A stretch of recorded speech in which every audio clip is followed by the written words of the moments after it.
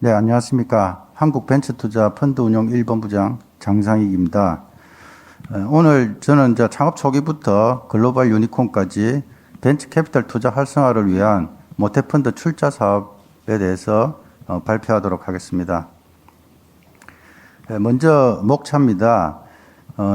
지금 대내외적인 여건에 따라서 벤처투자 시장이 조금 정체되고 있습니다. 그 관련해서 벤처투자 시장에 대한 현황을 1분기까지 통계 자료를 기반으로 해서 한번 점검을 해보고요.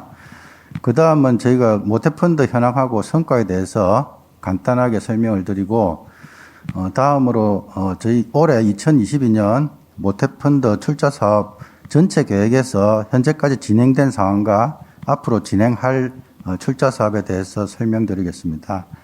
다음으로 마지막으로 새로운 정부의 모태펀드 전략으로 해서 국정 운영 방향과 맞춰서 모태펀드의 2023년 이후에 출자 사업 방향에 대해서 발표드리도록 하겠습니다.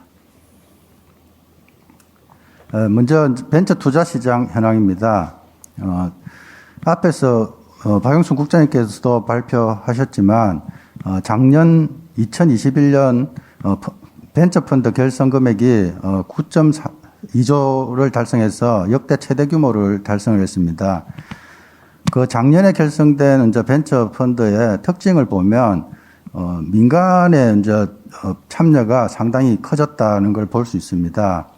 2017년부터 지금으로부터 5년 전에 2017년부터 2021년까지 벤처펀드의 연평균 결성 기준으로 봐서 연평균 성장률은 한 19% 정도 됩니다. 그런데 그 중에서 민간이 차지하는 비중이 민간은 연평균 23%씩 증가를 하였습니다. 그래서 벤처펀드의 결성 규모보다 민간의 참여의 폭이 훨씬 더 커진 그런 상황입니다. 주요 이제 원인을 보면 저희들이 볼 때는 이제 쿠팡의 상장이라든지 유니콘 기업의 배출 그런 부분을 인해서 벤처 투자에 대한 관심이 커졌고, 그 다음에 정부에서 벤처 펀드의 출자와 관련해서 세제 지원을 한 그런 상황에 따라서 벤처 펀드 결성에 민간이 많이 참여하지 않았나 그렇게 판단하고 있습니다. 올해 2022년 1분기까지 통계 자료를 보면 벤처펀드 결성액은 2조 6천억 정도 결성이 됐고, 그 중에서 민간이 차지하는 민간이 출자한 부분이 2조 1천억 정도 됩니다. 2021년 1분기에 비해서는 민간의 참여가 한 2배 이상 커졌고요. 펀드 결성 규모도 한 1.8배 정도 증가됐기 때문에 현재의 어떤 금리의 인상이라든지 안 그러면 고유가 그다음에 고환율 이런 부분에 대한 영향을 아직 안 받는 걸로 통계 자료에는 나오고 있습니다. 그런데 이제 지금 현업에 계신 벤처 캐피탈 분들과 이렇게 얘기를 해보면 당장 영향을 받는 부분이 저희 개인들 신탁을 통한 펀드 모집이 여의치 않다 그런 이야기를 많이 듣고 있습니다. 그래서 2분기까지 이제 통계 자료가 나와 봐야 되겠지만 지금 현재 벤처 펀드의 결성 시장은 조금 어렵다 이렇게 보시면 될 것 같습니다. 두 번째는 이제 벤처 펀드의 투자 현황입니다. 2021년 작년도에는 역대 최대 규모인 7.7조 정도가 투자가 되었습니다. 2017년부터 보면 연평균 한 38% 정도 이렇게 벤처 투자가 계속 증가를 해왔습니다. 최근의 어떤 경제 상황을 보고 우리가 분기별로 벤처 투자 실적을 봐도 지금 2021년 1분기부터 원래 1분기는 약간 이제 투자가 조금 느린 상황이고요. 계속 이제 2분기, 3분기를 가면서 이제 투자 금액이 커지는 그런 상황인데 2021년 1분기를 보면 지금 한 2조 1천억 정도가 투자가 되어 있습니다. 그래서 지금 당장 이제 이 통계 숫자상으로 보면 이런 어려운 대내외적인 여건, 경제 여건이 크게 반영이 되지 않은 그런 숫자로 보여집니다. 벤처 캐피탈을 운영하는 운영사들과 얘기를 해보면 창업 초기 부분에 대해서는 어차피 벤처 캐피탈은 롱텀 비즈니스이기 때문에 크게 영향을 받지는 않는 것 같고요. 이제 코스닥 시장이라든지 이런 상장 시장이 침체됐기 때문에 프리 IPO라든지 후기단에 있는 그런 벤처 투자 같은 경우에는 지금은 약간 지켜보는 그런 상황이 있는 것 같습니다. 그래서 그것도 저희가 2분기 통계 상황이 나오면 어느 정도 판단을 할 수 있을 거라고 보여집니다. 다음은 이제 모태펀드의 운용 현황과 성과입니다. 모태펀드는 이제 잘 아시는 바와 같이 중소벤처기업부를 포함해서 10개의 정부 부처에서 출자를 해서 모태펀드가 결성이 되었고요. 그 모태펀드가 저희 자펀드에 출자를 하고 그 자펀드 운용사가 민간 출자자인 금융기관이나 연기금으로부터 출자를 받아서 중소벤처기업에 투자를 하는 펀드 오브 펀드, 간접투자 형태의 펀드입니다. 2022년 4월 기준으로 모태펀드 운영 현황을 살펴보면 지금 2005년부터 2022년 4월까지 모태펀드에 출자된 출자금은 8조 2천억입니다. 이 8조 2천억을 가지고 지금까지 자펀드를 1031개를 조성을 하였고 총 조성 규모가 34조를 조성을 하였습니다. 이 34조 중에서 지금 현재 운용 중인 그런 자펀드는 791개고 운용 규모로는 28조 정도 됩니다. 그리고 240개의 펀드가 청산이 되었고 그 청산된 펀드의 결성 규모는 6조 4천억 정도 됩니다. 이 청산 펀드의 수익 배수는 1.3배고요. IRR 기준으로는 7.57%입니다. 지난 시간에 발표드리는 이제 박영순 국장님도 말씀하셨지만 작년에 저희들 청산한 펀드의 평균 IRR은 12%가 넘습니다. 그래서 상당히 잘 운용이 되었다고 보시면 될 것 같고요. 이러는 총 자펀드를 통해서 지금까지 8,600개 중소벤처기업에 26조가 지금 투자를 한 상태입니다. 다음은 이제 모태펀드의 주요 성과입니다. 모태펀드의 주요 성과는 작년 말로 되어 있는 국내 유니콘 18개사 중에서 17개사가 모태 자펀드의 투자로 성장을 하였습니다. 그리고 후속 투자 지원을 위한 K 유니콘 온라인 IR 등으로 예비 유니콘 후보가 점차 증가를 하고 있고요. 벤처 기업 수도 상당히 많이 증가를 했고 기업 가치 1,000억 이상의 기업 수도 예년에 비해서 상당히 많이 증가를 했다고 보시면 되겠습니다. 그 다음 이제 2019년부터 21년까지 코스닥 상장된 기업 중에서 모태 자펀드에 투자를 받고 상장한 기업이 한 60% 정도 되는 거고요. 그리고 저희가 모태에서 투자를 받고 상장한 기업과 투자를 받지 않고 상장한 기업의 상장 가치가 34% 정도 증가가 된 그런 성과가 있고요. 그다음에 상장 소요 기간도 투자를 받지 않은 기업에 비해서 3.8년 단축된 그런 성과가 있습니다. 그리고 일자리 창출이 최대의 이제 성과인데요. 저희 자펀드의 투자 기업의 5년차 생존율은 다른 투자를 받지 않은 기업에 비해서 월등히 높은 72%이고요. 저희들 이제 2020년 자펀드 투자 기업의 고용 증가는 투자 직전 연도 대비해서 한 33% 정도의 고용 증가가 이루어졌고 기업당 평균 6.6명이 고용의 증가가 이루어졌다고 보시면 될 것 같습니다. 다음은 올해 2022년 모태펀드 출자 사업입니다. 저희들 2022년에 모태펀드의 운용 계획은 신규 예산하고 회수 예산을 활용해서 총 1.6조가 출자될 예정이고 이 1.6조를 통해서 3.5조 규모의 자펀드를 결성하는 게 목표입니다. 세부 내용은 밑에 표를 참고해 주시면 될 것 같고요. 이 중에서 지금 중기부 소관 계정의 출자 사업 및 현황하고 계획입니다. 중기부 계정은 저희가 이제 1차하고 2차 출자 사업을 통해서 6,900억이 출자가 될 예정이고, 그 1.7천억을 가지고 1.9조, 한 약 2조 원의 펀드 선정이 지금 현재 완료가 되어 있는 상태입니다.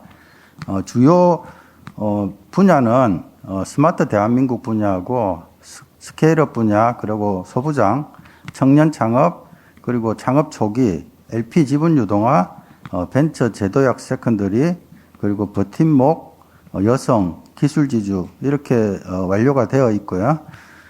저희가 향후에도 수시 출자 사업을 통해서 M&A, 그리고 소셜 임팩트, ESG 분야, 그리고 광고 마케팅 펀드 등 1,637억을 출자해서 3,200억 원을 추가 조성할 예정입니다.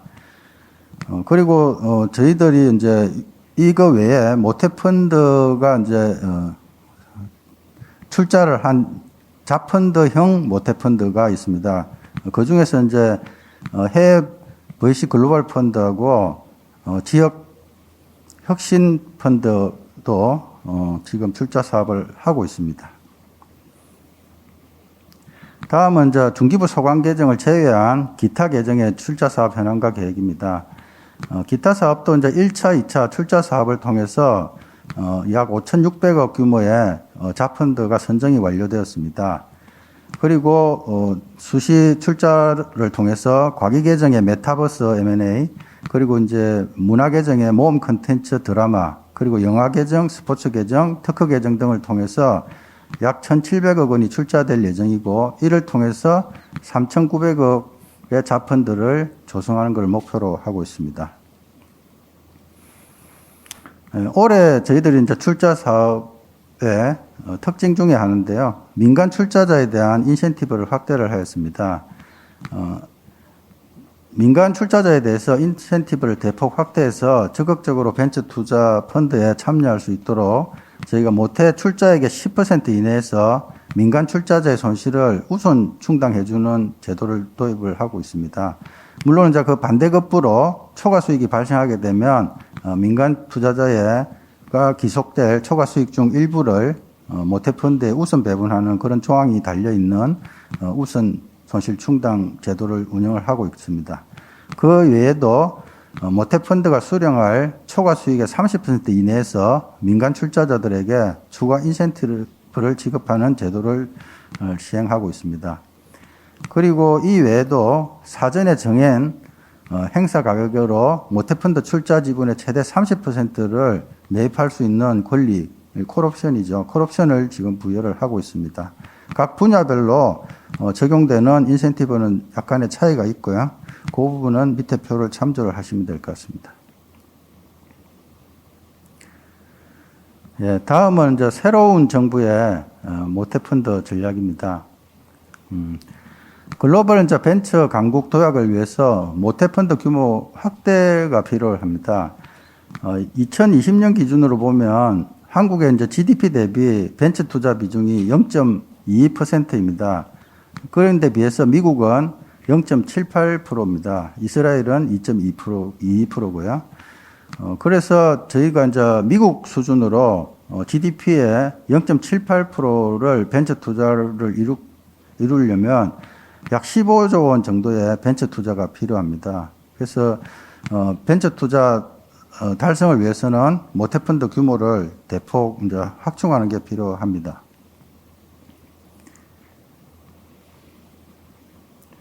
두 번째는 정책 지원이 필요한 중점 분야 육성입니다. 새로운 정부가 이제 들어서면서 공약 집상에 정책적 지원이 필요한 중점 육성 분야가 있습니다. 그 분야에 대해서 집중적으로 지원하는 펀드를 조성이 될 계획입니다. 먼저 공약 집상으로 보면 청년, 여성, 그다음에 창업 초기에 대한 이야기가 있습니다. 모태펀드 규모를 대폭 확대해서 청년, 여성, 혁신 기업의 창업과 성장을 지원하겠다는 그런 공약이 있습니다. 따라서 모태 펀드를 통해서 창업 3년 미만의 초기 스타트업하고 그다음에 청년 여성 창업 지원 강화로 스타트업 생태 규모를 대폭 확대하는 게 확대하기 위한 그런 분야로 모태 펀드 출자 사업이 이루어질 계획입니다. 두 번째는 이제 스케일업하고 중견 도약입니다. 중소벤처 기업이 중견기업, 대기업으로 쑥쑥 성장하도록 성장 사다리를 복원하겠습니다라는 공약이 있습니다. 그래서 중견기업 도약 지원 펀드라든지 안 그러면 스케일업 펀드 이런 부분에 대한 별도의 조성이 필요합니다. 다음으로는 초격차입니다. 초격차하고 초연결 AI 혁신으로 과학기술 5대 강국으로 도약하겠다는 공약이 있습니다. 이와 관련해서는 디지털, AI하고 반도체, 디스플레이 관련한 디지털, 그리고 바이오 등과 같은 국가 전략 기술의 대규모 투자와 관련 분야에 대한 민간 투자를 적극 유도하기 위한 벤처펀드 조성이 필요할 것 같습니다. 네 번째로는 제도약 분야입니다. 중소기업의 경쟁력 강화를 통해서 대중소기업 양극화를 해소하겠습니다라는 공약이 있습니다. 이와 관련해서는 개별 기업의 이제 구조조정을 대비해서 금융세제 지원 등이 필요하지만 제도약과 관련된 제도약 펀드의 조성도 필요합니다. 다음은 이제 M&A 등 해수입니다. 해수 시장에 이제 대규모 민간 투자 유입을 통한 민간 중심의 벤처 투자 생태계 구축이 있습니다. 그래서 이제 해수 시장과 관련해서 M&A 펀드라든지 LP 지분 유동화 펀드, 그다음 세컨더리 펀드와 같은 해수 시장 중간 해수 시장 활성화를 위한 그런 부분도 펀드를 조성할 필요가 있습니다. 그래서 정책적 지원이 필요한 중점 분야 육성이 있습니다. 공약집상으로 보면 청년, 여성, 창업 초기, M&A 등 해수와 관련된 공약이 있습니다. 청년 창업은 지금 현재 이제 출자 사업으로 계속 진행을 하고 있는 상황이고요. 대표이사가 만 39세 이하인 청년 기업 등을 중점적으로 투자를 하는 그런 펀드라고 보시면 될 것 같고요. 여성 분야는 대표이사 또는 최대 주주가 여성인 기업 등에 중점 투자하는 그런 분야라고 보시면 되겠습니다. 창업 초기도 계속적으로 이제 저희가 출자 사업을 해왔던 분야입니다. 그래서 창업 3년 미만의 초기 스타트업에 집중 투자하는 그런 투자 전략을 가진 투자 분야입니다. 다음은 이제 M&A 등 해수인데요. 중간 해수 시장이 활성화되기 위해서는 M&A라든지 그리고 LP 지분 유동화, 그다음에 세컨더리 펀드를 충분히 활용할 수 있는 그런 분야가 필요합니다. 지금 이제 약간 이제 상황적으로 이제 대내외적인 여건 자체가 약간 불안정하기 때문에 이럴 때일수록 지금 저 상장 시장이라 이런 부분이 좀 침체된 부분이 있기 때문에 그런 부분을 커버하기 위해서는 중간 해수 시장을 활성화시킬 수 있는 M&A라든지 그 LP 지분 유동화 펀드를 조금 정책적으로 조금 더 많이 조성할 그런 필요가 있을 걸로 보여집니다. 네, 다음은 초격차 부분인데요. 초격차 5대 현재 초격차 과학기술 분야와 디지털, 바이오 등 국가 전략 기술 육성을 위해서 대규모 투자가 필요한데요. 이 투자와 관련해서 중점적으로 육성할 수 있는 그런 이제 초격차 분야의 펀드를 조성할 필요가 있습니다. 다음으로는 이제 스케일업이라든지 중견 도약과 관련된 그런 분야의 펀드를 조성할 필요가 있습니다. 지금도 이제 스케일업이나 이런 분야에 대해서는 출자 사업을 하고 있고요. 이와 관련해서 추가적으로 더 많은 스케일업 펀드와 중견 기업 도약을 지원할 수 있는 그런 펀드들 조성이 필요할 것 같습니다. 다음으로는 이제 저희가 산업구조 전환과 관련해서는 재도약 분야입니다. 지금도 이제 재창업과 사업 전환 기업에 대해서 저희가 펀드를 조성하고 있습니다. 사회 환경이 이제 격변하다 보면 디지털에 적응하지 못해서 실패하는 그런 중소 벤처 기업들이 발생할 수 있습니다. 그런 부분에 대해서 실패를 자산화시켜서 재창업을 지원해 줄 수 있는 그런 분야에 대한 펀드가 필요할 것 같습니다. 네, 여기까지가 제가 준비한 내용입니다. 예, 감사합니다.